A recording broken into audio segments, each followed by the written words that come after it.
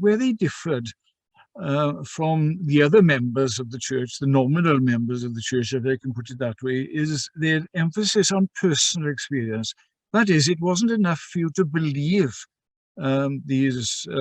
Christian beliefs in your head, you know, the Trinity, for example, or the person and work of Jesus Christ,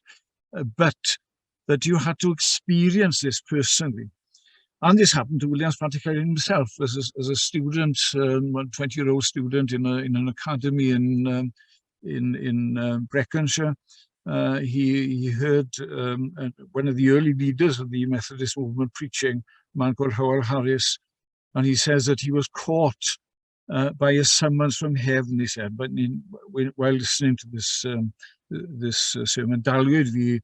wrth gwys o ddichod gan I sŵn dyffryn llef